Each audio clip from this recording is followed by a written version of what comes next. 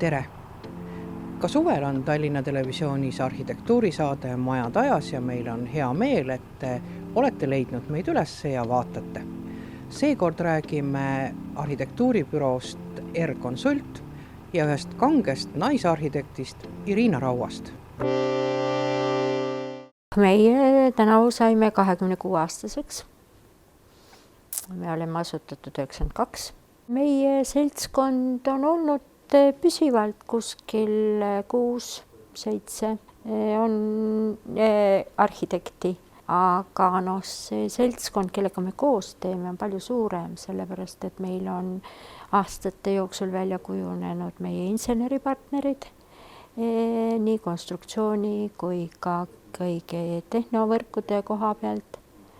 Nii et kokkuvõttes meid on ikkagi, ma arvan, kuskil seal 15 ja 20 vahel. On palju ühiskondlikke hooneid, on elamuid ja on planeeringuid. Planeeringud on niisugune osa arhitektuuribüroost, mida sa ei oska kunagi ette määrata, millal see töö valmis saab. Et meil on olnud töid, millest algusest kuni lõpuni on võtnud 15 aastat aega, aga mitte sellepärast, et me lihtsalt 15 aastat oleme ränka tööd teinud, vaid et lihtsalt see menetluse protsess on nii pikk ja et meie teeme siin 6 aega tööd ja siis 2-3 aastat on jälle mingid probleemid ja siis jälle teeme natuke, aga tegelikult ütleme, mõlemad tööd on väga huvitavad, et me oleme teinud selle aja jooksul ju, ütleme niisugustest suurematest asjadest, me tegime Pirita tee äärse ala struktuurplaani koos Ike Volkoviga.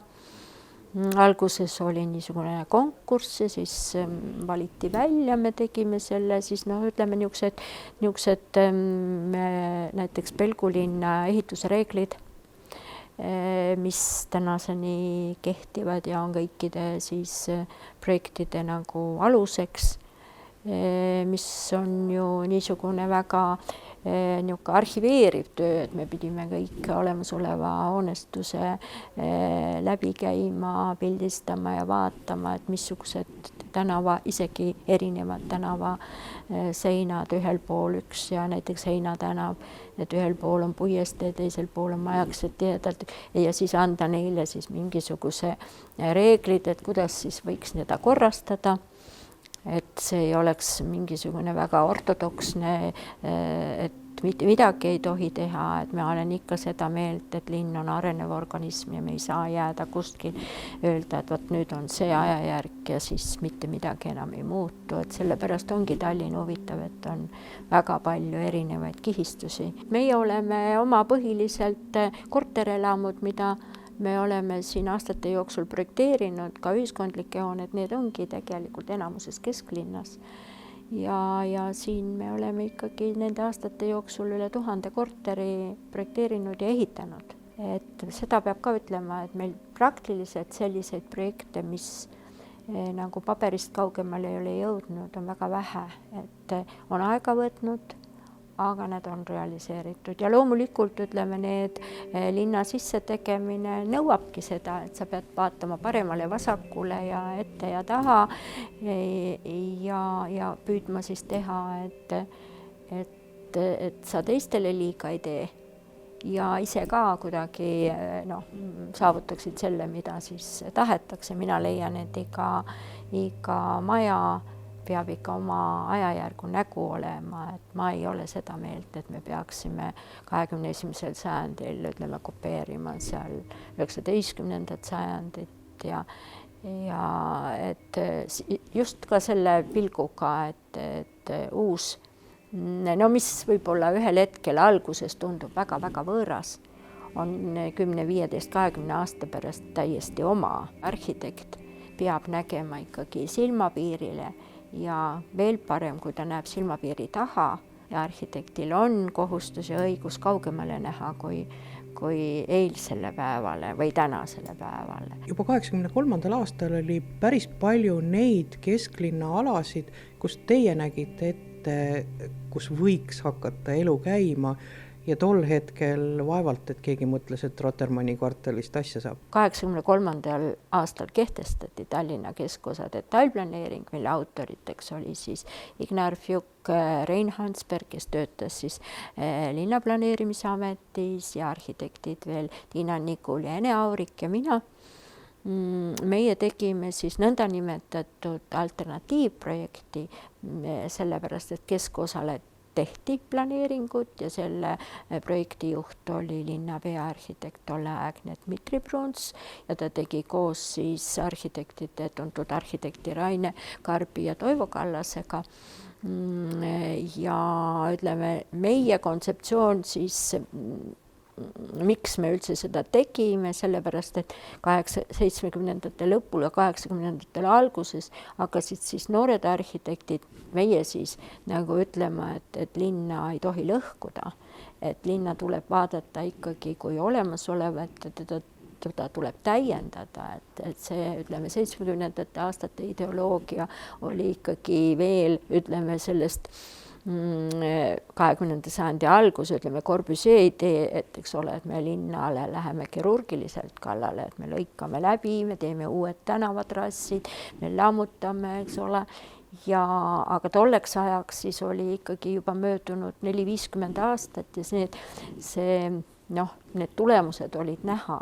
Ja meie olime siis jälle need, kes ütlesime, et nendel vanadel elurajoonidel ja nendel on ka väärtus. Ja sellepärast võib tõesti öelda, et mitte keegi ei pidanud Rotermanni kvartalit mitte millekski, ta ei olnud loomulikult mingisugune arhitektuurimälestis, keegi ei pidanud seda Maakri kvartalit millekski, Stockmanni koha peal oli paberivabrik, siin koha peal, kus me istume, olid kuurid ja laod. Ma ütlen ikka, et arhitektuuris ei ole õigeid ja valesid otsuseid, on aga paremaid ja halvemaid otsuseid, aga ütleme, halvema otsuse tagasipööramine, kui on juba realiseeritud, ei ole võimalik, et kunstnikul on lihtne, et ta ei õnnestunud mingi asi või ka ütleme, ükskõik mingi etendus, siis ta lihtsalt võetakse repertuaarist maha, aga maja või linnaehitusliku lahendusega niisama kergelt ümber käia ei saa, et ups, läks valesti, teeme uuesti. Nii et sellepärast ütleme, kritiseeritakse Tallinna linna ja öeldakse, et nii kaua võtab aega ja nad ei otsusta ja nii edasi. Ma ise ka ajab mind teinekord vihale. Aga samas jälle ma tean seda ka, et kuna ma olen istunud ikkagi paar aastat ka seal linnapea arhitekti toolil, et kui oluline on ikkagi see hästi läbi mõelda, sest sellest otsusest ikkagi loeb väga palju. Nahutada olete te saanud päris palju. Jah, aga ma leian seda, et minu ristiemma Mari Adamson ja Adamson Erik ütles mulle, ma mäletan, et kui me ju Ugala konkurss toimus 3 kuud peale seda, kui ma Kunstiinstituudi lõpetasin koos Inga Oravaga ja siis oli päris pikk ja keeruline protseduur, et see töö tahti meilt ära võtta ja nii edasi ja siis ütles Adamson Erik, et see on täiesti tavaline, et ühel inimesel, kellel on midagi anda, et sellele ka antakse, mitte ainult ordeneid ja preemiaid, vaid antakse ka siis kriitikaga ja siis ta ütles, et kõige halvem on, kui sinust ei räägita. Mina ei saanud sellest noore inimesena üldse aru. Ma olen tegelikult oma isa poolt niimoodi kasvatatud, mu isa kunstnik Paul Luhten oli kaua aega Kunstiinstituudi graafikakateedri juhataja. Tänu temale ma üldse õppisingi arhitektiks, sest tema ei tahtnud, ma tahtsin väga kunsti õppima minna, aga ta ei olnud sellega mitte kuidagi nõus. Ja siis ma vaatasin, et mis on kõige kaugem koht Kunstiinstituudist ja siis arhitektuuri kateeder oli Õllepruulis. Nii et me tõesti ei puutunud kokku. Mitte sellepärast, et ta ei armastanud mind, vaid ta lihtsalt oli niimoodi üdini aus ja siis arvas, et keegi arvab, et kuidagi äkki isa on kaasa aidanud. isa tegelikult ei andnud mulle kunagi õigust, et kui oli mingisugune vaidlus, siis tema alati nagu jäi teisele poole. Ja see alguses mind ka nagu solvas ja ma olin kurb. Ema toetas mind alati, aga see tegelikult õpetas mind seda, et kriitika ükskõik kui objektiivne või subjektiivne on ikkagi mingil määral kasulik, et esimene moment ajab sind tõesti solvud või vihastad, aga siis mõtled järgi ja ühesõnaga paneb analüüsima. Kriitikanooli ei ole ju tegelikult tulnud loomingu kohta, vaid kriitikanooli on tulnud põhimõtteliselt ükskõik, kui oli näiteks Olümpia-purjespordikeskuse selle ala planeering, siis kriitika tuli, ütleme, inimestelt, kes ütlesid, et nad ei soovi seda hoonestamist, eks ole. Ka arhitektid, kes olid seal nagu vastu, ütlesid, et neil ei ole lahenduse vastu mitte midagi, nii et ta ei ole tulnud nagu loomingu kohta, vaid et igasugused projektid on seotud ju, nii nagu ma ütlesin, et meie oleme ju ikkagi, me oleme nähtaval, me oleme oluliste asjadega seotud, eks ole, kui sa teed valdavalt ainult eramuid, siis sa ei saagi kriitikat, sellepärast et on ainult, et kas märgatakse sind või ei märgata, eks ole, aga niisuguste suuremate linnaehituslike projektidega on see kaunis oluline. Kui te Tallinna linnas käite praegu ringi, ehitatakse hästi palju, mis teid rõõmustab ja mis võib-olla kurvastab? Ei, mind üldiselt ikkagi rõõmustab. Mul olid just kolleegid Saksamaalt eelmine nädal siin ja me tegime väikse sõidu ja kuna minu kolleeg on kellest ma rääkisin, on Saksamaal ka hästi tuntud konstruktor, siis ma tahtsin talle vesilennukite angaari näidata, just seda konstruktiivset poolt ja siis me vaatasime seal IT-agentuuri maja, mis jättis väga hea mulje ja need on minu noored kolleegid ja ka minu õpilased.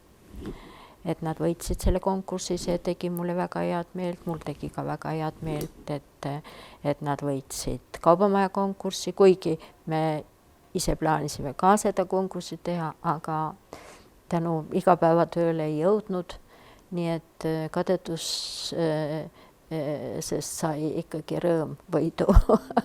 Nii et ja ma ütlen, et Rotermanni kvartal, kus on palju erinevaid arhitekte toimetanud, aga see mind see üksikmaja ei sega üldse ja aga et see just see ruum, mis sinna see keskkond tekib, et see on hästi oluline ja loomulikult on asju, mida võiks teistmoodi teha, aga ma ütlen seda ikka, et profid teiste kohta halvasti ei räägi.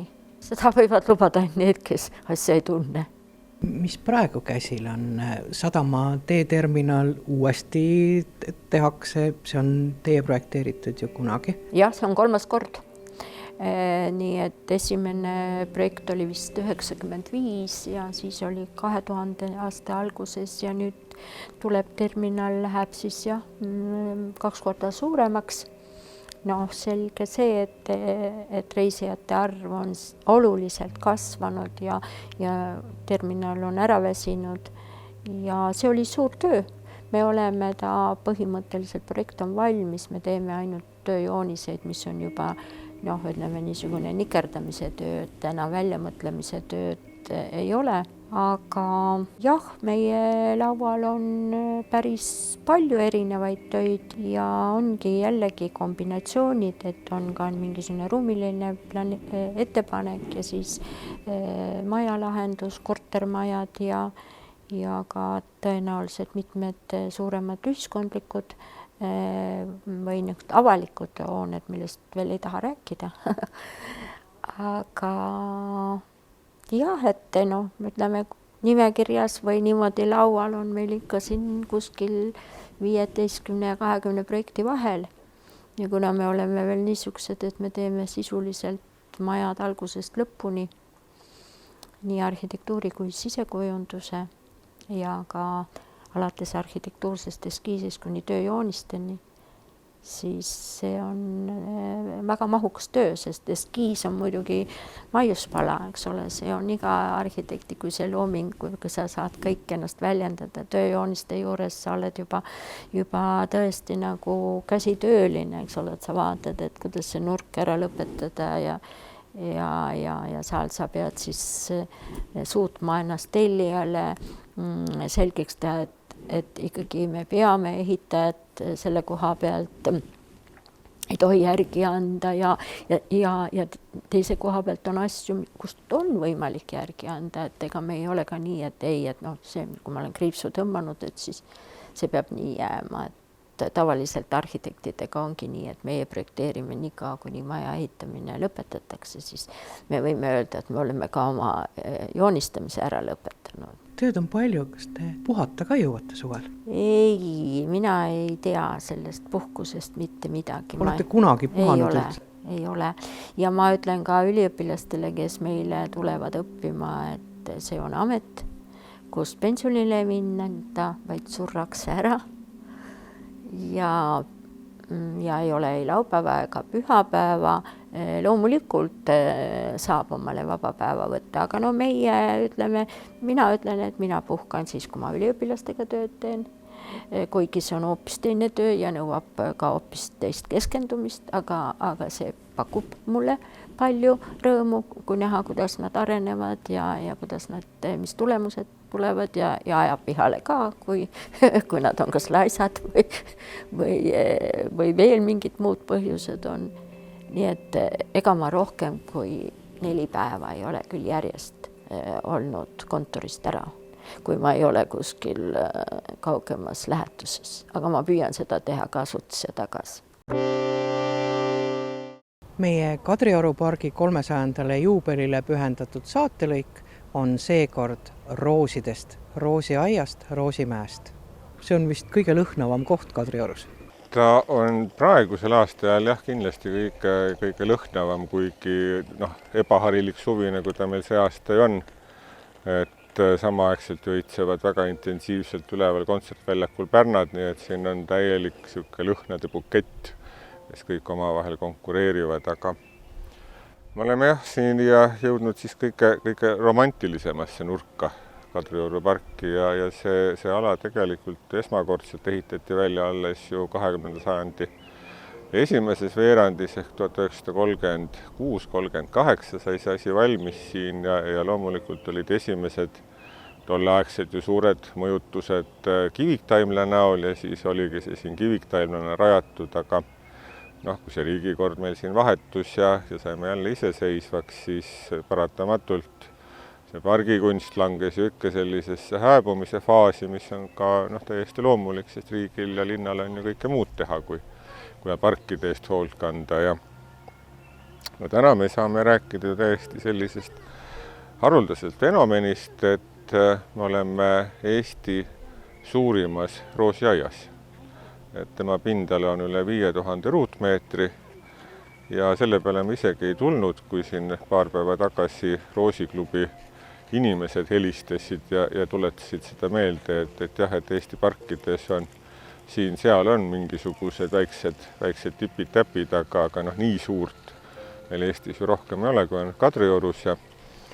Ja selles mõttes loomulikult me ei võtnud endale eesmärgiks, et me võistleme botaanikaaedadega, et meil ei ole ta eriti liigirikas, siin on 47 sorti ja need 47 sorti paiknevad siis 35 eri alal ja mis teeb selle juubeliaasta ka Roosimäele selliseks eriliseks on üks huvitav fakt, et hakates juubeliaastat juba 3 aastat tagasi ette valmistama, meil tekkis mõte, et meil on 19. sajandi roosid, meil on 20. sajandi roosid, aga seda 18. sajandit, see, kui park rajati, et selle ajastu roose meil ju ei ole. ja siis meie tubli roosikasvataja Rein Joost ja siis meie käest palve, et vaadata, et kas Euroopas on kuskil säilinud veel sellest ajastust mõni roosisort, mis hea õnne korral järsku, kui me ta leiame ja poogime ja toome ta Eestisse, et järsku ta siis ka kohaneb. Ja imekombel Rein Joost ühest Hollandi kollektsiooniaiast selle roosi leidis. Ta sai selle omanikuga väga hästi kaubale, et me saime 25 silma sealt, Rein siis nad ilusasti pookis ära ja see aasta on siis esimene aasta, kus me saame neid roose siis eksponeerida. Selle roosi, mis me nüüd saime, selle nimi on siis Rosa antifolia muscosa ja tema eripära on see, et ta on üle peakaela täis okkaid. Aga mis teeb selle roosi just eriliseks, on see, et 18. sajandil tuli selline mood, et roos ei peaks olema ühevärviline. Ja tema oli üks väheseid roose, siis, mille meie kroonlehed ongi nii-öelda kahetonaalsusega. Me ei saa öelda, et kahe värviga, aga nad on kahetonaalsusega. Ja kui me nüüd selle roosi saame siia, meil ongi tegelikult ju väga hea jalutuskäik läbi 4 sajandi. Et meil on 18. sajandi selline kibuvitsalaadne roos, oma sellise eriskummalise ilmega, aga selle ilme juures on veel üks huvitav asi, et kui me oleme rääkinud, et Eestis on 27 roosisorti, mis on aromaatsed, mida sa puudutad ja siis hakkavad need erinevad siis taimeosad eritama siis aromaatseid eetreid, siis tuleb välja, et meil on nüüd 28 roos, sest see roos on üle peakaela ainult üks suur lõhnabukett, puudutades kas või tema seda õiepunga, mis ei ole veel lahti läinud, siis juba see hakkab eritama ääretult meeldivaid aroome. Aga mis me nüüd siis saame? Meil ongi siis 18. sajand, 19. sajandi need pargiroosid, mis meil on, siis 20. sajandil tuli ju täiesti moodi see, et enam ei ole suured buketid moes, vaid on siuke indiviid ja tulid ju D-hübriidid, ehk neid on meilgi esindatud. Ja siis 21. sajandi alguses, kus meiegi täna ei oleme, tulid ju moodi need pinnakatted. Ehk meil on nüüd siis täielik ülevaade sellest roosi ajaloost, nii nagu meil on ka ülevaade ju pargi erinevatest arenguetappidest ja kujundusvõtetest. Aga mis on täiesti esmakordne ja pargi ajaloos mina sellist juhtumit ei ole varem suutnud leida, me teeme, õigemini me avame 12. juulil roosinäituse.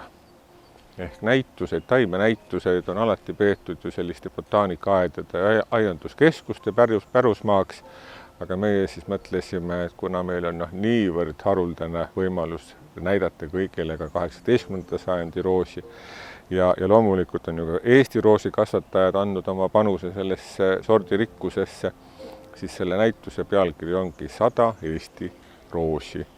Ja see näitus saab siis avatuks 12. juulil kell 3 ja tema jääb avatuks kuni 23. juulini. Ja iga päev on siis kell 3 eestikeelne ekskursioon nii Roosimäel kui roosinäitusel ja kell 4 on siis venekeelne ekskursioon. Tegelikult ma tuleks selle 18. sajandi roosi juurde tagasi. Sellel oli peenikene ladinakeelne nimi, aga kas tal mingit sellist teist nime ka on? Tal veel ei ole. Sest et vastavalt sellele sorti vastupidavusele ja kohanemisele, et kui need etapid on läbitud ja ma arvan, et sellest kulub vähemalt mingi 5-7 aastat, et kui see on meil nüüd kõik läbitud ja see roos on kõik meie talved ja kehvad kevaded ja sandid suved üle elanud, et siis me saame hakata juba rääkima temale mingisugusest imepärasest nimest. Jah, me võime isegi praegu nimelt omas mõttes oleme rääkinud, et selleks nimeks võiks olla ju Kadriorg. Selline saigi meie järjekordne arhitektuurisaade Majade ajas. Viimastel aegadel ei ole olnud saates küsimust, aga saatel on siiski meiliaadress olemas majadajas@tallinnatv.eu ja mul oleks väga hea meel, kui te saadaksite oma tagasisidet meie saatele ja ettepanekuid, mida te sooviksite saates näha. Kui kõik hästi läheb, siis kohtume 2 nädala pärast ja ilusat nädalavahetust!